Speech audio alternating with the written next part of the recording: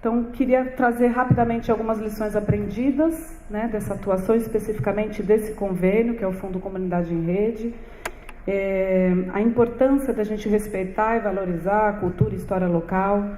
Então, para isso, como a gente precisa adequar os tempos e as ferramentas para que sejam aderentes e realmente façam sentido, né? Senão a gente não consegue ter um projeto que seja sustentável, né? Que tenha continuidade ao longo do tempo. E para isso a gente não abriu editais de apoio, mas a gente fez uma convocatória e teve todo um trabalho de formação e de acompanhamento e de parceria com essas organizações. A importância também nesse processo da escutativa e apreciativa para identificar os potenciais também dessas localidades e empoderando sempre os atores locais e fomentando o desenvolvimento de suas capacidades também para alcançar melhores resultados. E meu tempo já está esgotado. Eu queria dizer que a gente... queria convidar vocês para o Fórum Internacional da Rede América, que em 2019 vai acontecer no Brasil, em Salvador.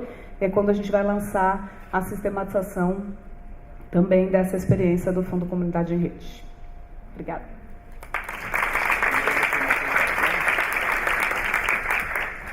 Obrigado, Cecília. Vou passar então para a Patrícia. Quando eu apresentei a Patrícia, eu não falei que a Patrícia está representando aqui a Rede LECT. Ela vai contar um pouco mais o que é a Rede LECT. Bom dia, uma alegria estar aqui, uma honra minhas colegas de LECT me deixarem representar, e eu estou com uma missão impossível de, em 5 minutos, usar 2 chapéus, o do Instituto CIA, que vem ao longo do tempo investindo em rede como um investimento estruturado, né? A gente em 2010 começou a fazer estruturar um programa, porque compreendendo que havia esse movimento no cenário do setor social, de que a emergência das redes, a gente começa a pensar que a gente não tinha a expertise necessária para lidar com isso como investidor, né? E, ao mesmo tempo, eu acho que isso é fruto da ideia da complexidade mesmo. Eu acho que à medida em que a gente começa a perceber que a gente tem que olhar para os problemas sociais, olhando o ecossistema, com um pensamento complexo, a gente se dá conta que as formas de intervenção fragmentadas, elas não vão dar conta, né? Seria ótimo se a gente conseguisse fazer sozinho, mas a gente vai descobrindo que cada vez menos a gente vai conseguir fazer sozinho. Então, um fruto disso foi a estruturação do programa Redes em 2010. Minha coisa, eu tenho que dar um play. Não está rolando, mas também não tem problema.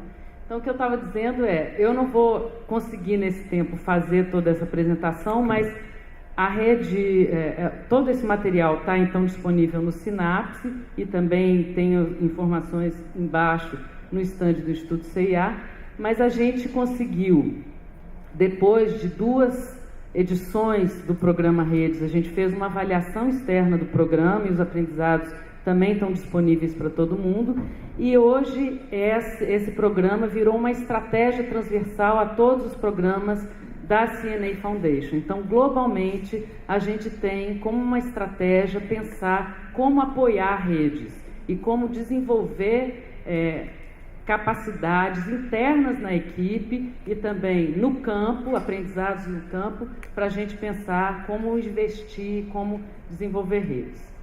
E a LECT, ela é uma rede temática do GIF, né? O GIF tem essa estratégia de alguma forma, dar esse semente e, de alguma forma, incrementar espaços de colaboração. Ela começa, em 2012, numa sessão paralela aqui no Congresso GIF, como um grupo de afinidade das pessoas que estavam querendo discutir leitura e escrita de qualidade para a população. Esse grupo se reuniu, começou desse jeito, a gente está aqui junto, foi tão legal, vamos continuar. Tiveram alguns outros encontros, e esse momento inicial, de uns 2, 3 anos, foi de uma rede de aprendizagem, da gente se reconhecer, da gente entender o que cada um estava fazendo e tentar ver quais eram os objetivos comuns.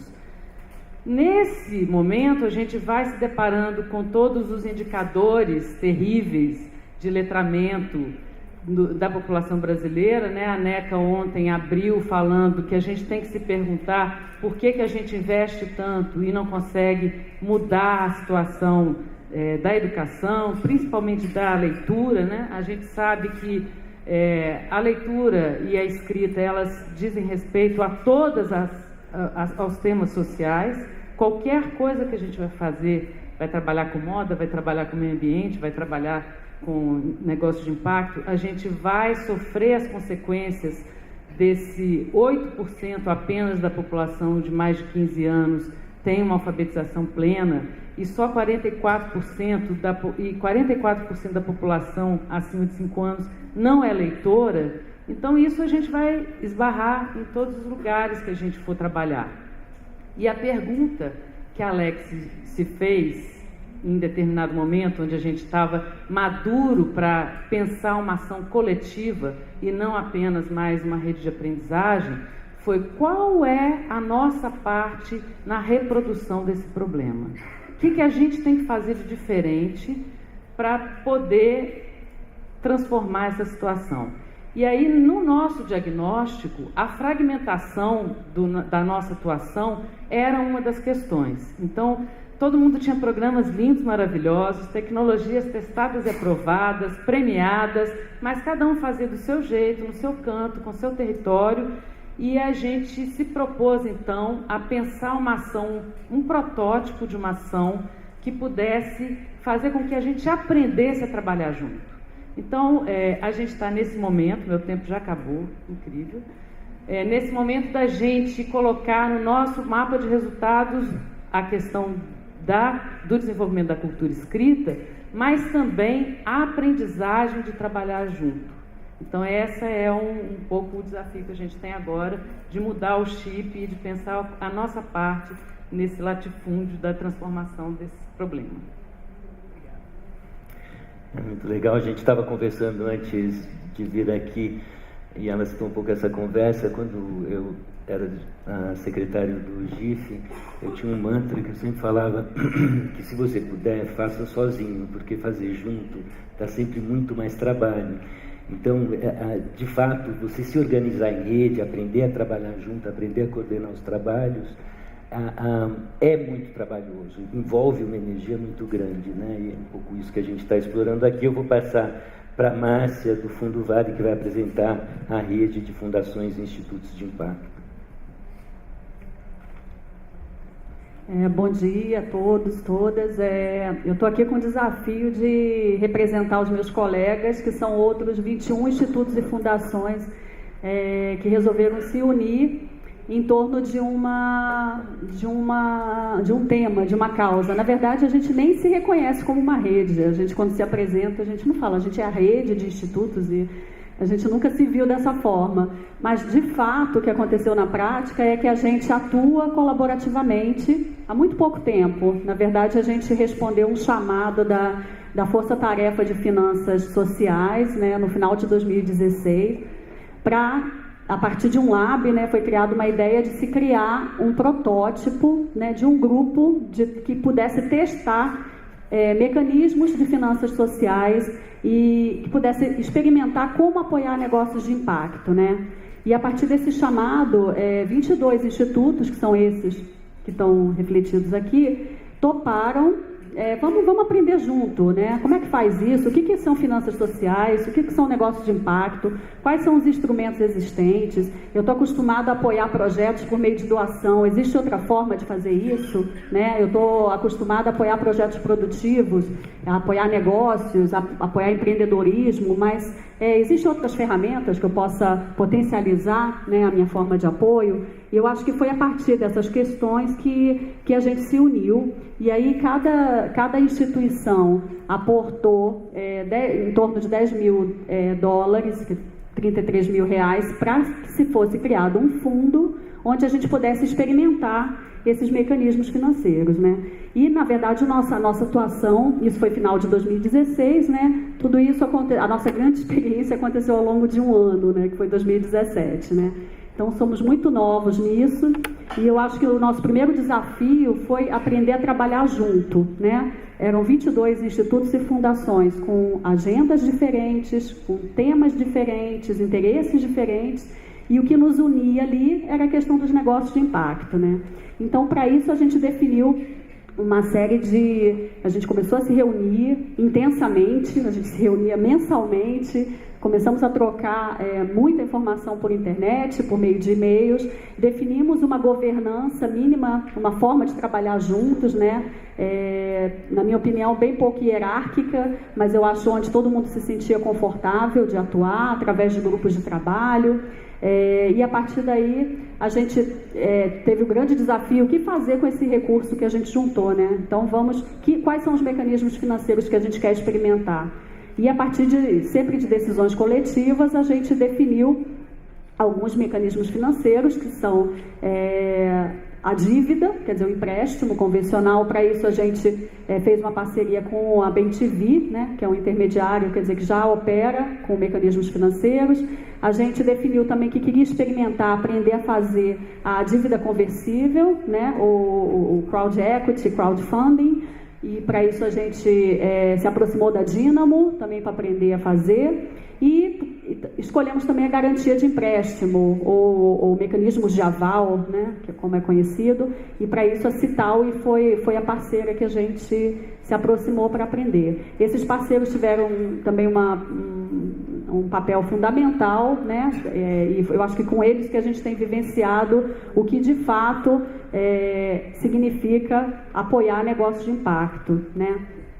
A partir daí a gente escolheu alguns negócios e esse grupo teve que abrir mão das suas agendas, então a gente definiu que a gente não ia definir quais os negócios que seriam apoiados, senão eventualmente o Fundo Vale gostaria de apoiar um negócio ambiental ou um outro instituto gostaria de apoiar um negócio de educação. A gente sempre teve muito claro, eu acho que a nossa proposta ali era aprender junto, aprender como operar esses mecanismos financeiros, muito além das agendas que cada instituição carrega, né? Então é um pouco isso que a gente tem vivenciado, né? A gente é um grupo muito recente. A partir daí a gente está chegando ainda nos negócios, né? Agora há pouco tempo, e negócios, só para dar um exemplo, como a Vivenda, né? Que trabalha com construção de reformas de casas populares, e outros como a Pano Social, enfim. Eu acho que o grande desafio desse primeiro ano foi realmente como trabalhar juntos e como aprender juntos, sistematizando todo esse aprendizado e podendo compartilhar esse aprendizado com outros institutos e fundações que também queiram partir para esse ambiente, para esse mundo dos negócios de impacto, né? E mais para frente eu vou poder falar mais um pouco, meu tempo está esgotado, mas a gente, com certeza, a nossa ideia é influenciar, é provocar para que outras instituições e outros institutos também entrem nesse caminho. Muito legal, vocês começam a perceber que tem uma característica em comum, que é a questão da aprendizagem, né? A rede é um bom lugar e ela surge como um lugar de troca de experiência, de conhecimento. Eu usava uma imagem para a rede GIF, que era o Yin e o Yang, que era relacionamento e conhecimento. Você se relaciona e produz conhecimento, e é assim que aprende. Quando você está numa área de fronteira, esse relacionamento e conhecimento na rede é super favorável. Passar agora para a Janaína para falar sobre a rede de justiça criminal.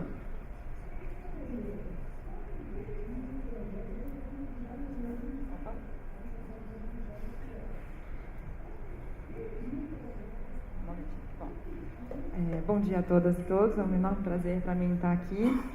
Eu vou começar dizendo que eu estou falando em nome da Rede de Justiça Criminal, mas que acho que a tônica da Rede de Justiça Criminal é a colaboração e participação entre todos, então eu gostaria de representar todas as outras organizações que fazem parte dessa rede. A rede se constituiu em 2010, a princípio com organizações da sociedade civil brasileira, a partir da crítica ao uso abusivo da prisão provisória. talvez seja uma realidade que poucas pessoas conhecem, em 2010 menos ainda, mas o nosso país tem 40%, ou seja, um número bastante expressivo de pessoas que estão presas sem terem sido julgadas, né? Essa questão agora está muito na moda, mas em 2010 a gente não falava muito sobre isso. Então, desde 2010, essas organizações que vocês veem aí estão juntas. Hoje nós somos 8, tentamos ampliar a representatividade, o alcance da rede para além do eixo Sudeste, Brasília. Então, os membros são o CESEC, que é o Centro de Estudos sobre Segurança e Cidadania da Universidade Cândido Mendes, no Rio de Janeiro. Então, é um centro de pesquisa, não é propriamente dito uma ONG. A Conecta Direitos Humanos, o GAJOP, que é uma ONG bastante tradicional, que tem uma atuação já de muito tempo na região Nordeste, em particular em Pernambuco, o Instituto de Defensores de Direitos Humanos, o DDH, que é um coletivo de advogados que atua pro bono, por exemplo, no caso do Rafael Braga, o Instituto Sou da Paz, que quem é de São Paulo já conhece bastante, o IDDD, que é o Instituto de Defesa dos Direitos de Defesa, o ITTC, o Instituto Terra, Trabalho e Cidadania, e a Justiça Global, né? Então, a partir dessa conjunção de interesses, como vocês podem ver, são organizações que têm atuações afins, mas abordagens complementares e distintas para se trabalhar a temática de segurança e justiça. Então, a missão é combater o encarceramento em massa, porque existe uma cultura de que no Brasil existe uma situação de impunidade, e ela não é exatamente assim, né? Então, nossa missão é combater o encarceramento em massa e promover um sistema de justiça mais justo, humano e, ao mesmo tempo, responsável com respeito às garantias e liberdades fundamentais. E o eixo de atuação prioritário da Rede de Justiça Criminal é o advocacy, principalmente no nível federal. Então, começamos trabalhando bastante com advocacy no Legislativo, promovendo projetos de lei que nos pareciam importantes, tentando barrar outros que trariam retrocessos na nossa visão. E cada vez mais a nossa atuação tem se diversificado, né, para uma incidência direta, por exemplo. Incidência direta junto ao Executivo, também federal, em conversas com tomadores de decisão do alto escalão do governo ao longo todos esses anos, independente da gestão que esteja no Palácio. E, mais recentemente, estamos trabalhando também com mobilização de pessoas físicas, não só de tomadores de decisão. Esses são os nossos principais interlocutores. Então, para se fazer um advocacy mais completo, para além da incidência direta sobre os tomadores de decisão no Legislativo e no Executivo, é necessário também contar com o apoio da imprensa, de organizações internacionais, da Defensoria Pública, Ministério Público e todos esses atores institucionais. A governança da rede, ela é baseada em 2 pilares muito simples, determinantes para o funcionamento desse grupo, que são a horizontalidade e a unanimidade, o que confere um grau de confiança e de coesão muito grande, né? Porque todas as decisões são unânimes. Então, se algum membro não estiver convencido, não se sentir contemplado por uma proposta, aquela proposta não caminha. Temos um conselho de dirigentes a partir de 2018, que é composto pelas diretorias das organizações membro, mas o dia a dia é tocado pelo grupo gestor, que é formado, na verdade, pelas equipes técnicas, e pela Secretaria Executiva. Eu coloquei a Secretaria Executiva independente porque uma das coisas que a rede identificou muito rapidamente é que é necessário trabalhar com alguma imparcialidade, não para que uma das organizações assuma esse desafio, porque é bastante complexo que uma organização se conduza diante dessa governança unânime. Essas são algumas fotos que eu coloquei das nossas últimas atividades, essa campanha que lançamos em 2017, Encarceramento em Massa não é Justiça, e as outras fotos ilustram um pouco da nossa atuação em advocacy, né? A primeira mostra uma atuação internacional na Corte Interamericana de Direitos Humanos, em que a rede levou uma petição para ser discutida perante esse órgão de monitoramento internacional, e abaixo é a apresentação da campanha no Congresso Nacional e o debate no âmbito do Encontro Nacional de Direitos Humanos que aconteceu ano passado. Muito obrigada, espero que a gente possa discutir mais adiante.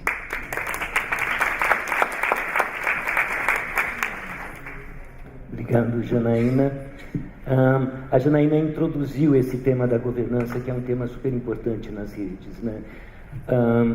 Eu lembro quando eu comecei a atuar com rede, também a internet estava chegando. E a internet ela começou com um espírito que era tudo era horizontal, né? Todos são iguais na internet. Hoje a gente está vendo com o Facebook coisa assim que não é tão horizontal assim, mas a ideia inicial da internet era, uau, a internet vai trazer uma horizontalidade para as relações inédita, e junto com a internet surgiu também um movimento grande de rede, né? E a ideia era que a rede deve ser horizontal. E usando uma imagem assim, a ideia, quando você fala de horizontalidade, você enxerga um pouco como se fosse uma rede de gol de futebol, sabe? Aquela rede trançada, você tem nozinhos, uniformes e uma rede. E o que eu fui aprendendo à medida que eu atuava, que rede social, como essas que a gente tem aqui, não é tão uniforme assim. Você tem, é mais como um mapa de aviação aérea, sabe? Que você tem uns hubs onde tem muitas conexões, aí uns aeroportos onde tem menos conexões, então não é uma rede, em geral, quando você olha, ela não é tão uniforme assim. Isso tem incidência na governança, né?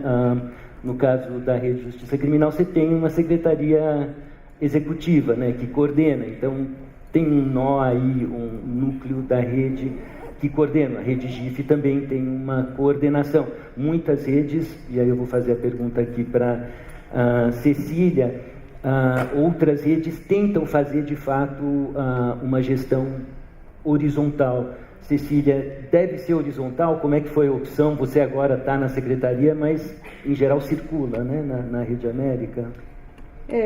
Eu acho que se a gente está falando de criar espaços de aprendizagem, né, de criar uma comunidade de aprendizagem, de promover alianças, né, eu acho que é fundamental a gente trabalhar de maneira horizontal, né, para que a gente possa criar compromisso, transparência, o sentido de pertencimento. E para isso é muito importante a gente ter a ideia, né, e o que eu costumo dizer é importante a gente sair desse lugar do saber, né, e fazer circular esse saber, porque para que a gente consiga chegar no lugar que é além da soma dos interesses particulares, né, a gente precisa fazer circular esses saberes e chegar num lugar novo que a gente nem sabe qual vai ser, né. Então, nesse sentido, também é interessante, acho que destacar que o poder se dilui, né? Porque a gente não tem mais o controle do que vai acontecer, a gente não sabe onde a gente vai chegar, né? Com essa confluência de saberes e interesses, né? Mas agora, voltando assim, especificamente sobre como funciona a governança da rede, a gente tem uma assembleia que é composta pelos 80 membros, né, dos 13 países, e a gente tem um conselho diretivo que é composto pelos representantes de cada um desses blocos, de cada um desses países, que são eleitos de 2 em 2 anos. Então, na verdade, é uma representação, né? Hoje aqui eu estou representando o Bloco Brasil e na junta diretiva, nesse conselho diretivo também, é uma representatividade, né? Mas para chegar nisso tem todo um trabalho bastante horizontalizado para que a gente tenha muita confiança e de prática diária, né? A confiança, eu entendo que se constrói na prática mesmo, né? No dia a dia, fazendo o projeto junto, botando a mão na massa, aprendendo junto. Legal. E a Rede FIMP, como é que ela coordena a governança? Eu acho que o grande segredo para mim, eu já tenho um histórico também de participação em várias redes de diferentes temas, diferentes assuntos, sabe, por muito tempo. E eu acho que o FIMP, eu nunca participei de um grupo que tivesse tão integrado e com resultados tão expressivos em tão pouco tempo, né? E eu acho que o sucesso disso se deve um pouco à questão da governança mesmo, né? A gente tem que sentar e discutir como é que a gente se organiza para trabalhar.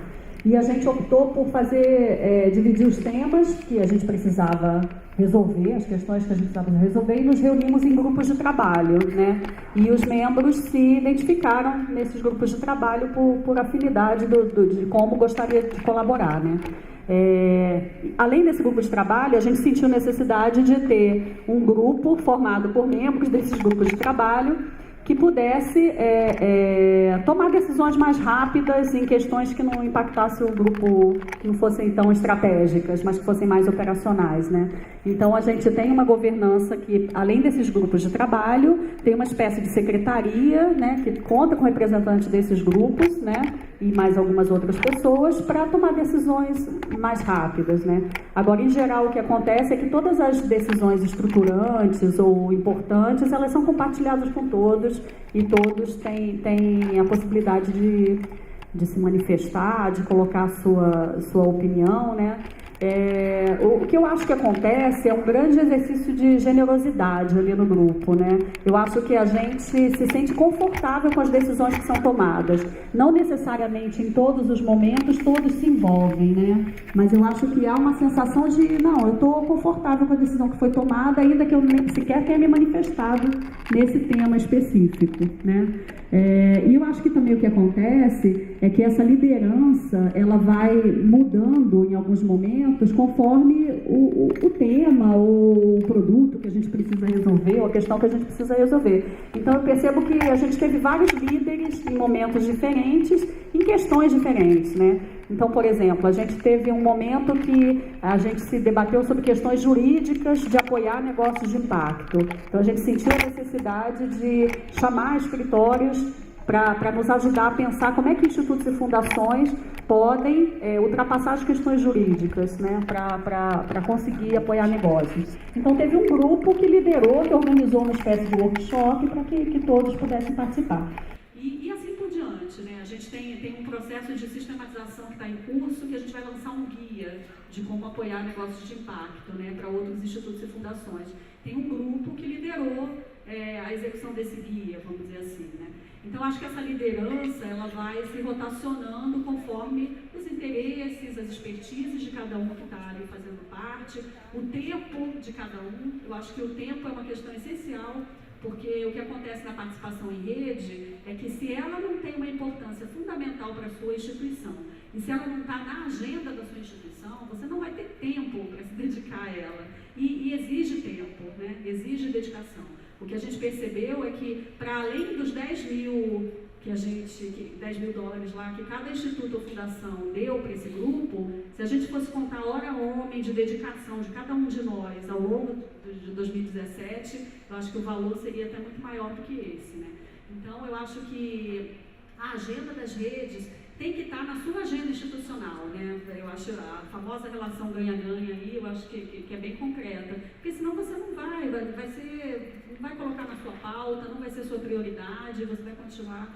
Então, eu acho que a gente acaba que em alguns momentos, alguns têm mais interesses em determinados assuntos, e em outros momentos, enfim, fica confortável de deixar que outros liderem aquele processo, né? Eu acho que assim a gente conseguiu balancear essa governança de uma forma bastante interessante e que eu acho que em um ano a gente conseguiu resultados muito expressivos, de já chegar aos negócios, de conseguir escolher, de participar. Agora, o nosso grande desafio é acompanhar esses negócios, uma vez que eles foram escolhidos e que os mecanismos financeiros já estão postos, né? Eu acho que tem uma outra rodada de aprendizados que a gente vai viver, que é o acompanhamento dos negócios em si, né?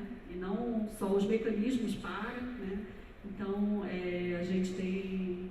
Os desafios vão mudando, mas eu acho a gente encontrou um modelo bastante interessante de trabalho.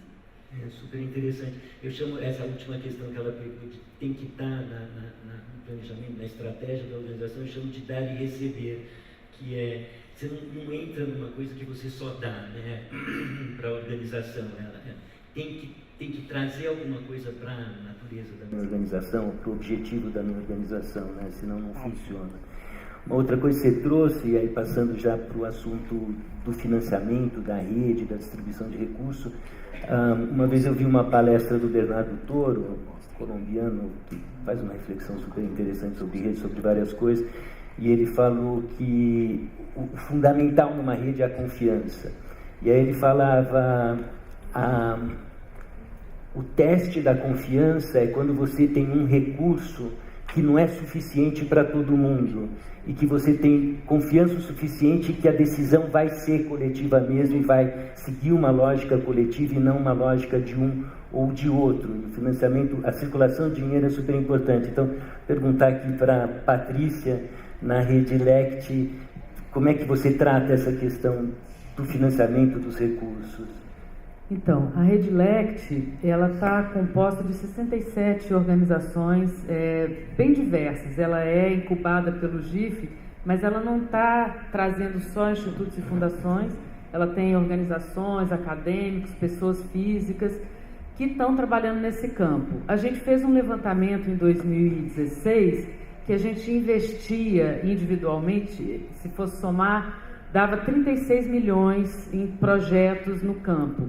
Mas o recurso da rede é um fundo para o experimento da rede, que em 2 anos soma 425 mil. Qual que é a aplicação desse recurso? A gente pensa que é uma articulação para fazer com que os recursos não financeiros possam aparecer. Então, a gente basicamente financia com isso uma pessoa que atua como articuladora, não é uma secretária executiva, mas é uma articuladora, e também a gente elegeu como um projeto uma consultoria para construir indicadores, porque uma das questões que a gente pensa, muitas vezes a gente fica batendo cabeça, pensando que a gente tem que pensar igual de saída e ter a mesma concepção de leitura, e a gente entra num campo insondável e de nivelamento das diferenças que não é produtivo.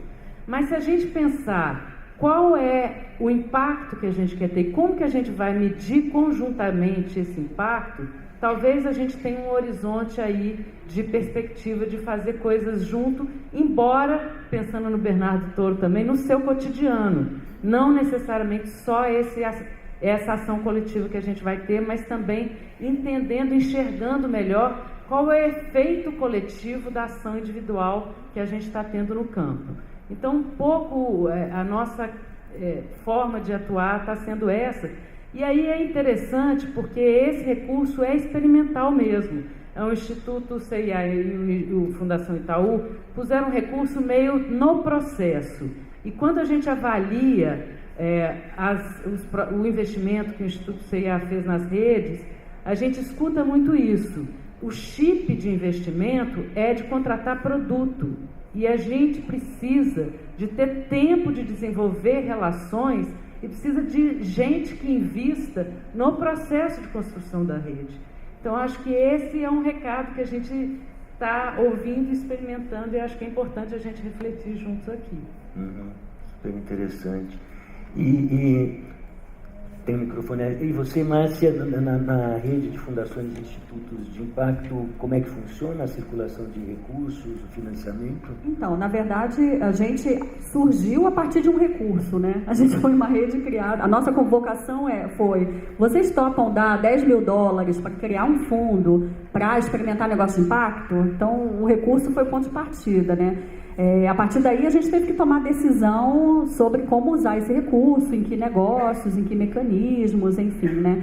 Mas a gente tem um acompanhamento bem próximo. A Cital a nossa topou, né, o desafio de gerenciar esses recursos com a gente. A gente dentro do grupo tem pessoas que acompanham todos os gastos feitos, enfim.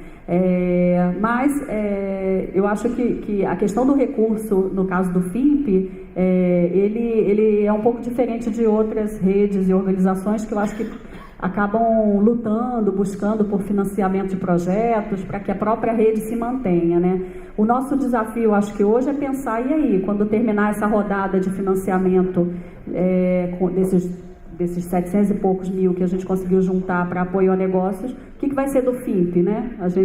Porque hoje eu acho que a gente conseguiu criar laços de confiança, uma relação de confiança, um grupo ali fortalecido, que entende que tem um ponto em comum, e hoje a gente se pergunta: vamos ter um FIMP 2? Vamos abrir para outras organizações que vão vir, porque já há outras organizações interessadas, e eu acho que é nesse momento que a gente está, entendeu? Muito legal.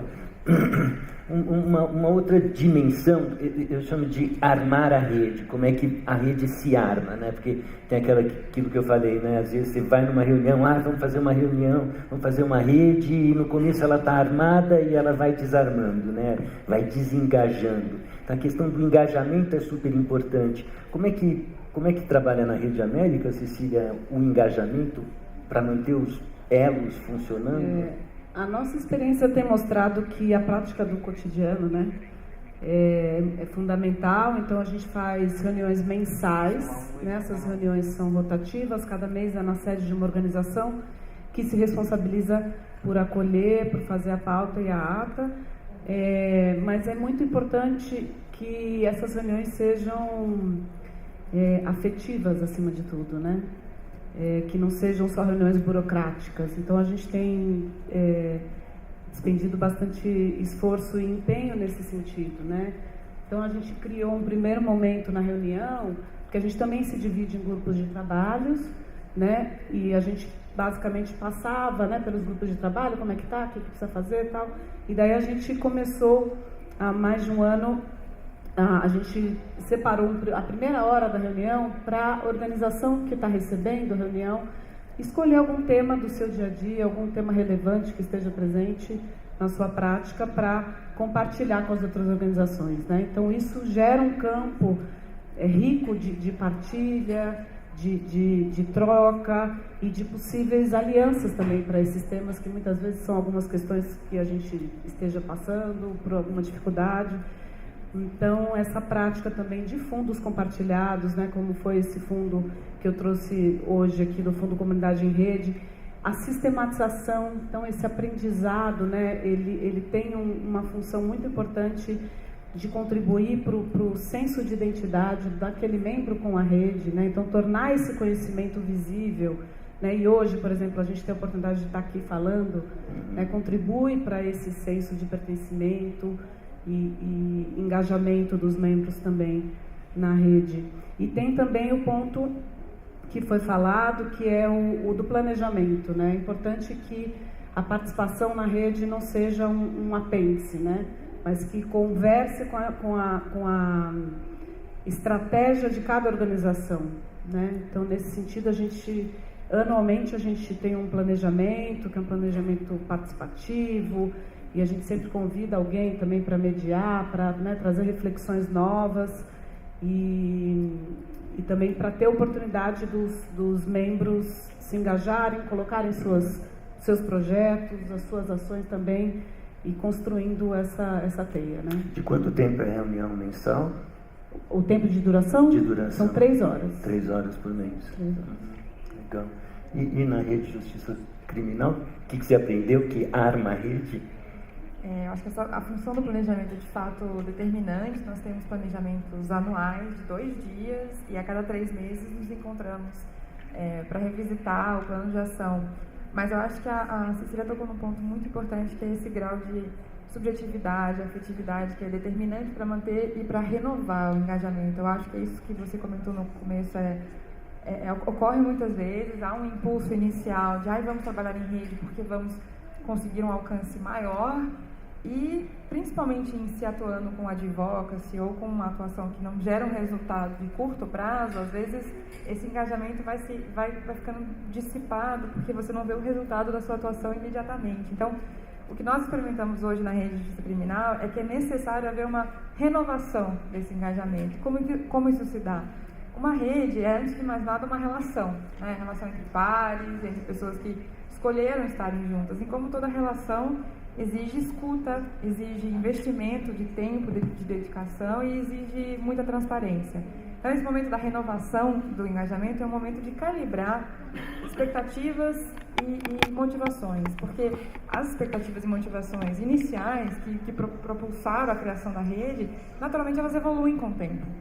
Então, é preciso, para não se descolar do que foi o fator inicial, e ao mesmo tempo ter certa resiliência de acolher melhor o que se espera, que esse engajamento seja renovado. Isso se dá de formas diversas, não só nos momentos de planejamento, em que se faz um balanço do que aconteceu e a gente olha para o futuro, para onde queremos chegar, mas ela se dá também em momentos menos burocráticos, né? Em happy hours, em encontros de outras naturezas em que esses vínculos pessoais de confiança e de conhecimento do que é prioritário para cada um vão se fortalecendo.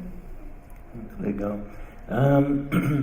O tempo está passando, então acho que eu vou passar para vocês perguntas. Nós estamos com a possibilidade de um microfone.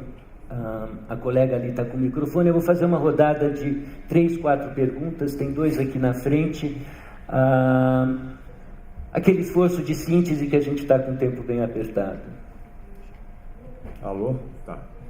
Bom dia a todas e todos. Meu nome é José Alfredo, sou superintendente da Parceiros Voluntários. Fernando, sou teu fã, né? Eu gosto muito do teu artigo, inclusive dos 7 princípios, é um dos basilares lá para a gente da Parceiros. Quando a gente fala de capital social, o Putman ele fala o seguinte, né? O Robert Putman ele fala: capital social eu vou ter quando eu tenho ética, capacidade associativa, civismo, e essa questão da capacidade associativa ele é um fator determinante, né? Então assim, eu não consigo ver eu criar capital social sem ter as redes colaborativas. Para mim isso é condição. Quando a gente forma redes colaborativas e a gente também busca fomentar isso junto às organizações sociais, a gente tem muito uma questão da vaidade dos projetos sociais, porque cada um acha que o seu projeto é o melhor, né, em relação às suas causas. Como é que vocês trabalham, essa pergunta é aberta, para se trabalhar essa temática? Porque isso é fato, isso acontece, e eu preciso criar mecanismos nesse sentido de cada um ter o desapego, né? Porque para mim um dos princípios é o desapego, né? Eu tenho que desapegar e entender que aquilo não é o melhor, e sim a gente tem que ter esse conhecimento compartilhado. Minha pergunta é aberta, como é que vocês trabalham essa questão nas redes? Muito legal a sua pergunta. Vou passar para o Ricardo, fazer uma rodada e depois vocês comentam, fazer uma rodada. Eu sou o Ricardo, diretor executivo do Instituto Nina Galvani. É interessante, né, esse exercício de provar o remédio, né, aquele que a gente propõe: pessoal, vocês têm que trabalhar em rede, desapego, vai dar certo, acredita, e na hora que é para fazer com a gente, né, não, mas é que eu tenho uma agenda, eu preciso reportar, todo mundo tem, né, bom. Mas a pergunta é bem direta, assim, acho que quase todos trouxeram aqui uma quantidade de recursos que foi captada, que foi empregada nessas atividades. Eu queria entender o quanto desse recurso foi para o fim a que ele se propunha e o quanto foi necessário para a estrutura, né? Quer dizer, você capta 10, você gasta 2, 3, 5 para se organizar e consegue chegar só 5 lá na ponta. Mas para ter uma ideia de eficiência mesmo de quanto que a gente conseguiu colocar na causa FINE. Muito legal. Você levantou a mão para perguntar? Desculpa. Oi, tudo bem? Tudo sou bem. a Raquel da Ponte a Ponte, e eu estou trabalhando com redes, inclusive, né, um pouco no FIMP, com a Márcia e em outros momentos. Acho que me senti completada um pouco com a pergunta do José e um pouco do Ricardo, mas falando um pouco do investimento, quanto é o tempo que a gente usa? Porque a gente fala, eu escutei bem, acho que vários de vocês falaram sempre do tempo, mas qual é o tempo que a gente tem nesses investimentos para que eles possam gerar resultado, e qual é o grau de paciência para isso? Acho que a gente vive muitos momentos imediatistas, né? A gente acha que é para ontem que a gente vai ter um retorno de 100%. Então, qual que é o tempo que vocês estão percebendo, né, nessas experiências? Uma que começou em 2010, outra que começou em 2012. Como é que é esse tempo de retorno? O que vocês estão vendo cada vez que vocês escolhem algum resultado? Uma última pergunta. Bom dia, eu me chamo Maísa, estou na coordenação executiva de um instituto chamado JCA, que fica localizado no Rio, com uma atuação aqui em São Paulo, no Parque Vila Maria, junto à Aviação Cometa. Eu queria fazer uma pergunta para a Janaína. O que vocês esperam, né, com a mobilização de pessoas físicas, e para todas destacar 2 ações na frente de comunicação, assim, para divulgação e visibilidade da rede. Obrigada. Ok, obrigado. Eu não peguei o seu nome?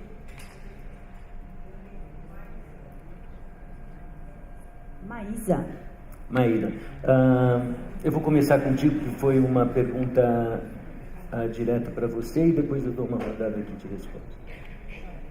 Bom, Maísa, muito obrigada pela pergunta.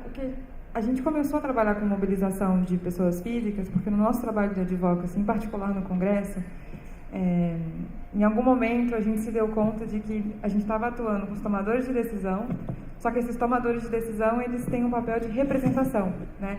E aí, te dando um exemplo concreto, a gente se posiciona contrária à redução da maioridade penal. E quando íamos ao Congresso falar com os membros da comissão sobre a discussão, mostrando que, pelo conhecimento acumulado, a redução não necessariamente alcançaria o resultado esperado, que era de diminuição da violência, vários parlamentares nos diziam: não, eu sei que não, mas é o que o meu eleitorado quer.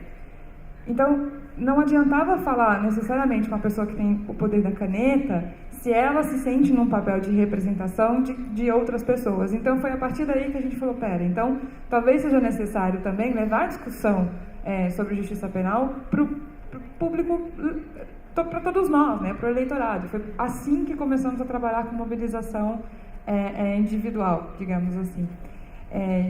Só para responder sobre essa sua pergunta sobre vaidade, já passo a palavra para as colegas, é de fato uma realidade, e que bom que isso já virou um conhecimento comum. Eu não sei se tem uma solução milagrosa ou um procedimento, um mecanismo que a gente possa adotar. O que a rede encontrou, a Rede de Justiça Criminal encontrou, foi montar uma secretaria executiva que tivesse esse papel de representação. Então, nenhum dos membros tem um papel preponderante ou vai falar, e a gente joga pro neutro, né, que seria essa secretaria executiva. Agora, é fato que essa vaidade também ela vai se dissipando a partir do momento que o trabalho da rede em si, do coletivo, vai ganhando importância. Então, deixa de ser a rede na qual o Instituto X faz parte, e o contrário. Vocês fazem parte daquela rede. Então, a partir dessa valorização institucional, digamos assim, do alcance do trabalho da rede, essa vaidade vai se dissipando. Patrícia? Eu estou ouvindo aqui essas perguntas e estou provocada a uma coisa que a gente sempre pensa, que a gente tem que pensar com outro olhar para as redes, né? Então, a minha pergunta é assim: quanto custa produzir um ator coletivo forte que é capaz de levar uma agenda adiante? Quanto custa a conexão entre atores que estavam dispersos no campo para poder conseguir ter um foco mais claro e uma atuação mais coordenada? A gente tem outras questões que estão em jogo quando a gente pensa em rede. A sensação que eu tenho é um pouco uma mãe tradicional criando uma filha feminista, que é um pouco assim: em algum momento você projeta o seu jeito de ser, porque o nosso teste, o nosso treino é hierárquico, é vertical, e na hora de lidar com as redes, a lógica é outra. Então você tem que tentar entender quanto custa esse laboratório vivo de construção de conhecimento junto e de decisão democrática. A gente está vendo tudo que é frágil ainda a nossa democracia. E se a gente capitalizar isso, conseguir medir isso, inclusive, né, colocar esse chip nas avaliações, a gente vai conseguir ver valores que hoje a gente não consegue e demonstrar para os boards, para os conselhos, algum tipo de dinheiro, recurso, o retorno do investimento que não está muito visível com o chip de organização que a gente tem até hoje. Então, é um pouco a provocação da gente olhar para esse objeto com perguntas que esse objeto vai dar e que uma organização não vai dar. A questão da vaidade está posta, etc. e tal, mas eu queria chamar a atenção um pouco para esse chip do que uma rede pode, que uma organização não vai dar e o que a gente pede para ela. Cecília? Eu fico pensando aqui que tem uma ideia interessante dessa quanto custa, né, e dessa prática da atuação em rede, que muitas vezes a gente se propõe a criar redes e espaços de diálogo nos territórios, mas pouco a gente consegue fazer essa prática no nosso dia a dia, né? Então, não deixa de ser uma escola, né? E você aprender a dialogar, a participar de processos democráticos, né? A sua prática acaba ficando muito mais coerente se você consegue fazer isso, vamos dizer, da porta para dentro, né? Com seus pares, e não só pregar isso na ponta, né? Então, como é importante a gente conseguir colocar em prática também o que a gente prega, que é o necessário para ser feito, no nosso caso, por exemplo, para conseguir chegar em comunidades sustentáveis, né? Que é importante a gente desenvolver capacidade nas lideranças, que é importante a gente criar espaços de diálogo e de participação. Mas se a gente não faz isso na nossa prática, fica um pouco descolado e frágil, né? E o termo, assim, do desapego também, ele passa pelo... Eu acho que a gente tem que ter uma mudança aí, né, de modelo mental e buscar muito mais as convergências do que as divergências. As divergências, elas estão aí, né, fazem parte, né, mas a gente pouco consegue avançar, né, olhando para as divergências. Mas se a gente olhar para as convergências, e se a gente está em rede, a gente partilha de um propósito comum, necessariamente a gente vai encontrar convergências para conseguir construir um projeto coletivo, uma atuação conjunta. E é um pouco isso que a gente tem feito com os fundos compartilhados. Todos querem que recursos cheguem na ponta, né, quer desenvolver capacidades na ponta. Então, se a gente conseguir fazer isso junto, a gente potencializa não só os recursos, mas os aprendizados também, né? Então, esse foi um pouco o caminho que a gente conseguiu. E em termos, a pergunta do Ricardo de porcentagem, de quanto que foi para a ponta, eu queria pedir aí para os meus colegas e parceiros aí da rede, quem esteve envolvido aí mais com o Fundo Comunidade em Rede, se tiver esse valor aí mais claro, se puder falar.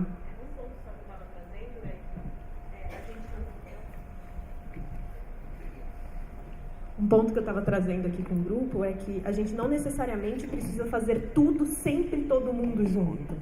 Então, a gente abre, quando a gente está formando, por exemplo, um fundo, a gente abre para que esse grupo coloque ideias e tudo mais, e também para se pronunciar. Quero participar ou não nesse momento, para mim não é interessante, porque para mim esse tema não é interessante, ou porque o território não é interessante. Exatamente. Legal. A Márcia ainda... Márcia... Não, só... Eu acho que essa questão do desapego aos projetos, né, que ele traz um pouco, eu acho que é a questão da generosidade que eu estava falando no início. Eu acho que quando você tem claro que a sua finalidade, no caso lá do FIP, era aprender, a gente, de cara, a gente abriu mão de quais seriam os projetos a serem escolhidos, entendeu? Ou quais seriam os negócios que esse fundo ia apoiar, né? Agora, é um exercício, porque a gente carrega nossas agendas, especialmente institutos e fundações, que muitas vezes tem grandes empresas ainda por trás dos institutos e fundações, então é agenda em cima de agendas, né, que você vem carregando, né? Eu acho que é um grande exercício. Eu acho que o que é fato é que a gente está...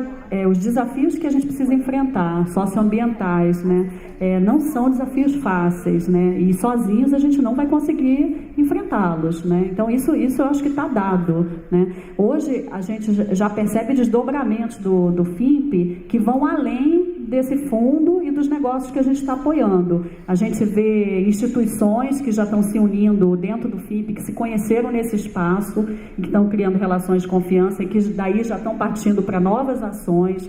Eu ouço de colegas assim, poxa, Márcia, eu trabalhava tão sozinha, agora eu entendo que eu preciso trabalhar em conjunto, eu estou procurando outros que trabalham na minha agenda, que trabalham para a gente unir esforços, enfim. Então, acho que tem uma série de desdobramentos que a gente, para além dos projetos em si, né, que passa pela essa questão da criação de um capital social, do fortalecimento e de saber que é possível trabalhar junto, a despeito das diferenças, a despeito dos interesses, entendeu? Que você pode encontrar pontos ali de acupuntura, como, né, pontos em comuns ali que você pode seguir adiante, né, aí em cima deles, né?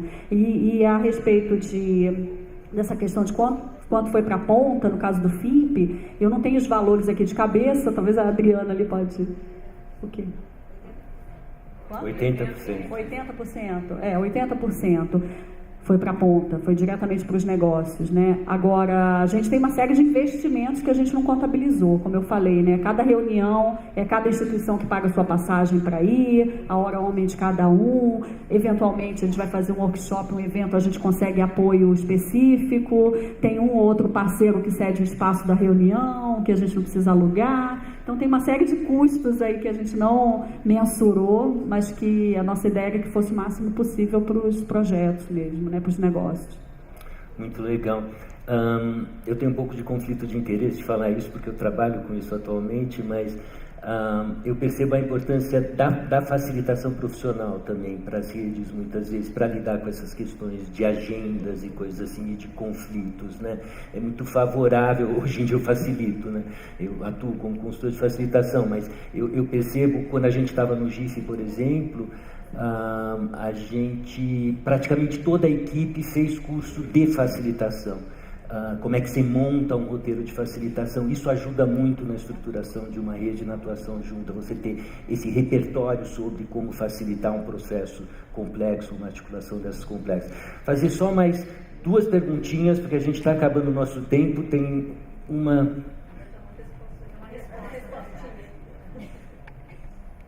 Bom dia, Milena, sou do Instituto Arcor. Com relação aos recursos investidos na rede, do Fundo Comunidades em Rede, 100% foi investido nas redes locais dos projetos. 70% através dos projetos que eles elaboraram coletivamente, pelos atores do território, e 30% em atividades de formação, comunicação, gestão do fundo. Então é isso, então 70% diretamente pelas propostas que eles elaboraram coletivamente e os 30% para eles também, mas de outra forma. Muito legal. Quem tá, eu tinha visto uma mão aqui para falar. Oi, tudo bem? Meu nome é Thaís, eu sou da Coca-Cola. Eu queria, na verdade, dividir uma experiência que eu tenho, perguntar se vocês concordam e fazer uma pergunta.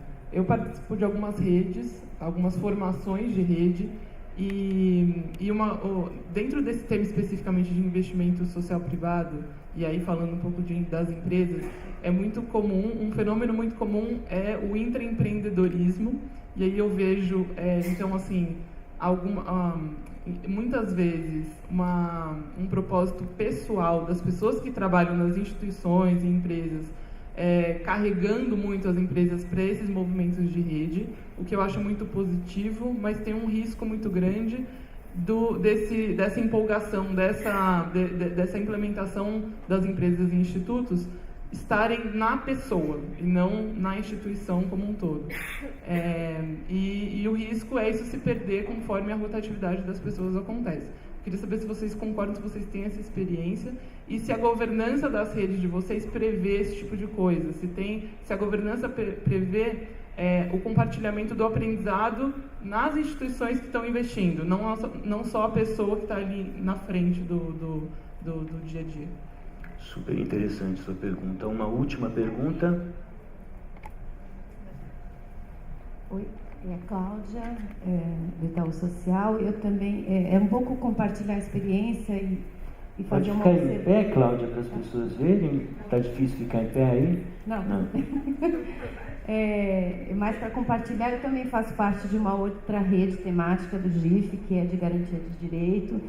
E eu queria fazer uma observação que acho que tem a ver com a importância do foco no objetivo e esse foco baseado em dados, né, que trazem um pouco a urgência da gente atuar em conjunto. Acho que isso estava na fala da Patrícia também, quando ela traz, inclusive lembrando da NECA ontem, os dados, né, da questão da leitura e da escrita no país. Então, isso que traz um pouco a urgência da gente trabalhar junto e o foco. Mas a minha observação é porque tanto nos dois casos, né, da rede de leitura como na de direitos da criança e do adolescente, foram redes que estão muito comprometidas com esse foco, com esse tema, antes, né, então são redes antigas que o GIF trouxe para dentro. Então, e eu acho muito interessante observar essa característica, que são redes que muitas vezes as redes desmancham, né? Então, um pouco até pela fala, a última fala que agora também que as pessoas muitas vezes mudam, essa rotatividade acaba né, desmanchando um pouco a rede, e ali a gente observa que é um compromisso institucional mesmo com a causa e com aquele fato muito concreto que você tem que atuar em conjunto e que os dados ajudam a trazer essa força. Então, só para observar, né, então, no caso da Rede de Garantias do Direito, a gente estava, enfim, desde Juntos pelo ECA, era uma ação de várias empresas que trabalhavam com esse tema, independente de uma organização, enfim, e depois o GIF incorporou isso como rede temática, justamente porque a gente não queria que a rede desmanchasse. A mesma coisa de leitura. Então, acho interessante observar onde que ali deve ter uma chave também e que tem a ver com esse objetivo comum. Muito legal, Cláudia. Nós temos mais 5 minutos aí, nós começamos um tanto atrasado, então nós estamos indo para uma última rodada aqui na mesa, mas eu vou fazer o comentário primeiro, talvez em cima da sua pergunta. Eu citei algumas vezes aqui um artigo que eu escrevi, é um artigo antigo de 2005 que chama 7 Princípios para Redes Sociais. Se vocês quiserem dar uma olhada, é só ir no site do GIF e no mecanismo de busca você coloca 7 Princípios para Redes Sociais, aparece o artigo que ele foi publicado no site do GIF, mas lá em 2005. E o segundo princípio eu chamo de compartilhar valores, que é você tem uma rotatividade grande de pessoas nas redes, né? E o compartilhar valores eu chamo que é todo começo de reunião, quando você tem uma rede, sei lá, de uma reunião para outra, mudou 30% das pessoas, tem essa variação, é super importante contar a história da rede. É um pouco, eu chamava, é um pouco que nem entrar no avião, que toda vez eles falam como é que você bota o cinto de segurança, o que você faz. Na rede eu acho que tem essa introdução que é necessário fazer sempre que começa uma reunião, para que quem está chegando consiga entrar e não reinventar a roda ali ou entrar em discussões que já foram feitas. Então essa introdução nas reuniões é sempre muito importante, e o mecanismo de tempos em tempos revisitar a visão, a missão, os objetivos, porque eles vão se diluindo à medida que vai. É super importante revisitar eles de tempos em tempos para a coisa funcionar. E vou acrescentar uma pergunta também nessa fala final rápida de vocês, que é o principal desafio que cada um de vocês teve na sua rede. Quer começar, que você está com... É engraçado que você tenha feito essa pergunta agora, porque o principal desafio foi justamente arcar com a rotatividade e a mudança na composição da rede. Mudança institucional, não só na composição, mas os diferentes arranjos institucionais, mudança de prioridade dos membros, como você absorve isso de forma construtiva, né? Então, é preciso absorver sem quebrar aquele vínculo, mas entender que é necessário fazer uma adaptação, e isso se dá tanto no nível institucional, né, por exemplo, de reposicionamento das prioridades de uma organização, como no nível pessoal, da troca de equipe, porque o trabalho em rede, na medida em que ele envolve essa coisa da relação, da confiança, da construção, o papel das relações pessoalizadas é muito grande. E é um desafio, sim, a cada reunião, não só na reunião, nos encontros, de resgatar o motivo pelo qual estamos todos aqui. E eu acho que esse papel de fazer esse resgate compete não só a eventual estrutura que a rede tenha, de secretaria executiva ou qualquer outro nome que se dê, mas só aos demais membros e componentes de sempre. Então, a rede de justiça criminal já mudou a sua composição, soubemos compreender quando um determinado membro já não se encontrava mais na nossa atuação prioritária, e continuamos muito próximos em outras atividades mais pontuais. No entanto, ele não é mais um membro de sempre, e absorvemos um outro membro que esse sim foi feito todo um esforço por parte da Secretaria, mas dos outros membros para acolher. Então, eu diria que para a Rede de Justiça Criminal, em 8 anos de existência, a sustentabilidade financeira é um dos principais desafios, e a mudança na composição. Obrigado. Quem está com o microfone? Mas... eu acho que o FIMP ainda não viveu essa mudança de pessoas, né? A gente tem 1 ano que a gente interage, que a gente trabalha junto. Eu acho que agora a gente começa a pensar o que vai ser a continuidade desse grupo, se a gente vai ter uma nova rodada de captação para a criação de um novo fundo, se a gente quer experimentar outros mecanismos, se a gente quer ir para territórios específicos. E aí eu acho que começa a surgir uma questão de o que nos une, o que vai unir essa segunda rodada a gente sente que a gente não pode perder o capital que a gente adquiriu até agora, mas eu acho que a gente, na prática, a gente não viveu essa rotatividade de pessoas, porque eram as mesmas que vêm acompanhando. Eu acredito, na verdade, assim, que não só redes, mas instituições são feitas de pessoas, e as pessoas têm interesses. Então, a questão da rotatividade, a gente sofre não apenas nas redes, mas nas organizações também, outros movimentos, sejam eles quais forem, né?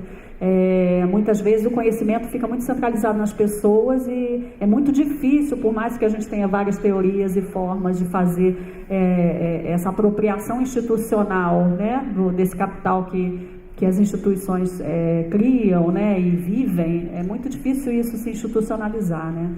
Eu acho que é um grande dilema em qualquer campo, né? E eu acho que o grande desafio do FIMP agora é realmente fazer essa segunda rodada de acompanhamento dos negócios, vamos dizer assim, que a gente está apoiando, essa segunda rodada de aprendizado e tentar definir, tentar entender o que nos une, o que vai ser esse FIMP 2 ou o que vai ser o futuro desse grupo. Eu acho que é nesse momento que a gente está vivendo. Eu queria convocar outros que tenham interesse nesse tema, que também se juntem ou se aproximem para conhecer. A gente vai lançar um guia até o meio do ano, mais ou menos, né, contando essa nossa experiência e falando um pouco do que são esses negócios de impacto e como institutos e fundações podem contribuir com esse campo, né? E, enfim, acho que é isso. Muito legal. Outra ideia aí de fortalecer rede é sistematizar conhecimento, né? Fazer ata legal, essas coisas básicas de registro são absolutamente importantes, né? Sem dúvida. E no Bloco Brasil, aqui da Rede América, um dispositivo que a gente criou justamente para lidar com essa questão da rotatividade é o vizinho de rede, né? Então, tem um membro na rede que fica responsável, dependendo da sua disponibilidade, da sua localização física, ele fica responsável por acolher um novo membro. Então, para contar como é que funciona, para que esse novo membro não só se sinta acolhido, mas também possa usufruir da melhor forma, né, do que a rede e o bloco disponibilizam. A gente também tem um manual para novos membros, contando então como que é a governança, como é que funciona, e também com alguns históricos, e a sistematização dos projetos compartilhados também.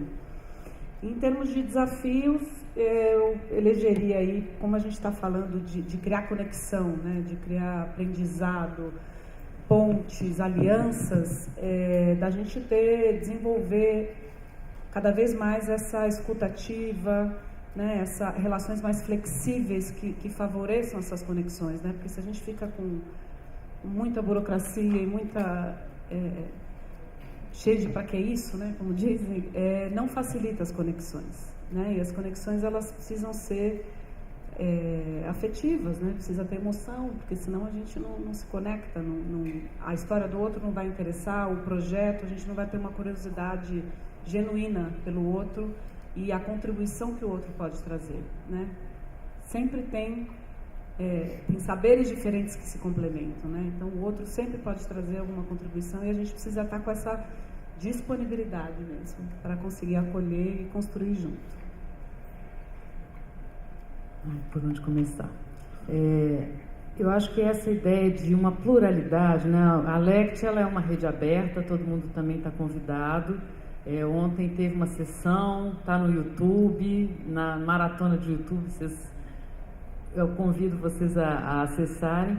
E eu acho que essa ideia da gente ter essa pluralidade, inclusive para pessoas físicas, né? Então, muitas vezes as pessoas saíram das organizações que estavam trabalhando na rede e voltam para a rede na condição de amigo da rede ou pessoa física. Então, acho que esse é um mecanismo de manter essa circulação de pessoas que já tinham uma transferência ali com aquele grupo, né? Mas eu acho que a gente tem esse desafio agora de estar atuando num território e de ouvir este território e de atuar na chave da ativação dos recursos desse território e na transferência. É um jeito diferente, não é prestar um serviço para aquele território, mas é identificar, no caso da leitura, por exemplo, quem são os professores, quais são as pessoas nas secretarias de educação, de cultura, que podem levar adiante as tecnologias e o conhecimento que a gente já tem acumulado.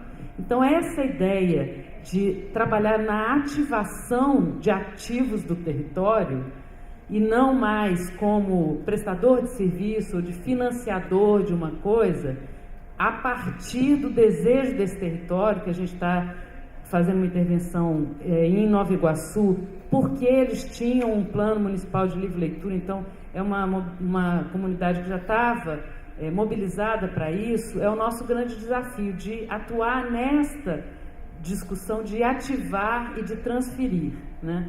Então, e eu acho que sempre, pensando agora no chapéu de instituto, com as avaliações que a gente tem, de fato a gestão compartilhada na pluralidade, construir, eu não sei como vocês estão conseguindo fazer coisas com unanimidade, porque com uma coordenação, algum tipo de consenso já é incrivelmente difícil, né? Porque é isso, se você tem um grupo de iguais, fica mais fácil você chegar num acordo.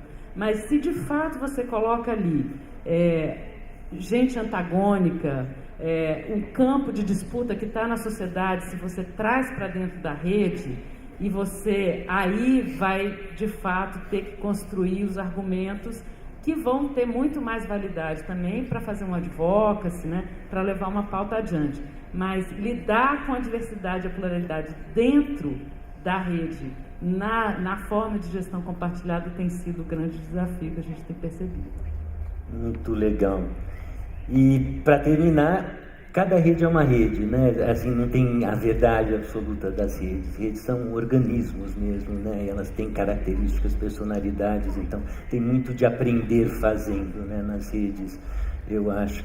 Muito obrigado, Márcia, obrigado, Janaína, Cecília, Patrícia, muito obrigado para vocês.